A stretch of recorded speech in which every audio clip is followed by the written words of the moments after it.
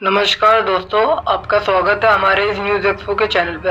दोस्तों, अगर आपको लेटेस्ट न्यूज़ के बारे में अपडेट रहना है तो प्लीज़ हमारे चैनल को सब्सक्राइब कर लीजिए और बेल आइकन को दबाना मत भूलिएगा दोस्तों।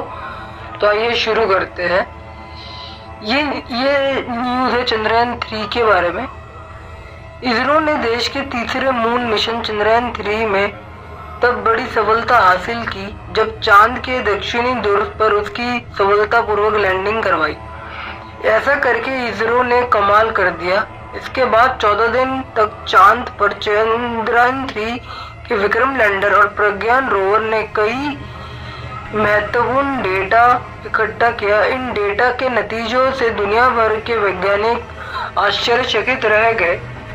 America research professor Jeffrey Gillis Davis ने एक आर्टिकल में चंद्रयान 3 से जुड़ी तमाम उपलब्धियों के बारे में विस्तार से बात की है।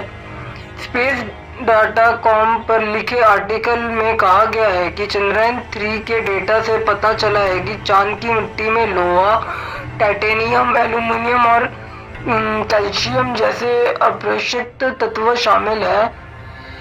सल्फर का मिलना आश्चर्य कर देने वाला है। वे लिखते हैं, मेरे जैसे गृह विज्ञानियों को पता है कि चांद के चट्टानों और मिट्टी में सल्फर मौजूद रहते हैं, लेकिन केवल बहुत कम।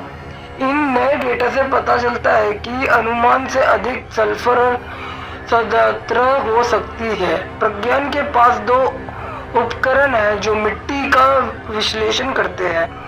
एक अल्फा कण एक्सरे स्पेक्ट्रोमीटर और एक लेजर प्रेरित ब्रेकडाउन स्पेक्ट्रोमीटर, ये शॉर्ट में LIBM। इन दोनों उपकरणों में लैंडिंग स्थल के पास की मिट्टी में सल्फर में मापा है।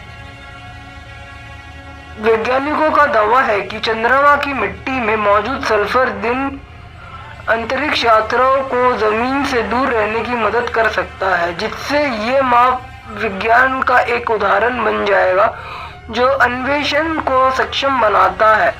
चंद्रमा की सतह पर 2 मुख्य प्रकार की चट्टानें हैं, गहरी ज्वालामुखीय चट्टान और चमकीली उच्च भूमि चट्टान। पृथ्वी पर प्रयोगशालाओं में चंद्रमा की चट्टान और मिट्टी की संरचना को मापने वाले वैज्ञानिकों ने पाया है कि गहरे ज्वालामुखी मैदानों की सामग्रियों में चमकीले उच्च भूमि वाले पदार्थों की तुलना में अधिक सल्फर होता है।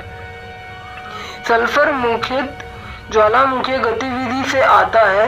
चंद्रमा की गहराई में मौजूद चट्टानों में सल्फर होता है और जब ये चट्टानों पिघलती है तो सल्फर मैग्मा का हिस्सा बन जाता है। जब पिघली हुई चट्टान सतह के करीब आता है तो मैग्मा में मौजूद अधिकांश सल्फर एक गैस बन जाता है जो वाटर वेपर और कार्बन डाइऑक्साइड के साथ निकलता है। कुछ सल्फर मैग्मा में रहते हैं और ठंडा होने के बाद चट्टान के भीतर ही बना रहता है। ये प्रक्रिया बताती है कि सल्फर मुख्य रूप में चंद्रमा की काली ज्वालामुखीय चट्टानों से क्यों जुड़ा हुआ है। चंद्रयान 3 द्वारा चांद की मिट्टी में सल्फर की खोज इस तरह की पहली घटना है। हालांकि डेटा कैलिब्रेशन पूरा होने तक सल्फर की सटीक मात्रा निर्धारित नहीं की जा सकती। प्रज्ञान पर LIBM उपकरण द्वारा एकत्र किए गए अनेक बेल्टेड डेटा से पता चला है कि ध्रुव के पास चंद्रमा की उच्च भूमि मिट्टी में भूमध्य रेखा से उच्च भूमि मिट्टी तक तुलना में अधिक सल्फर सदास्त्र हो सकती है। गहरे ज्वालामुखी मिट्टी से भी अधिक हो सकती है।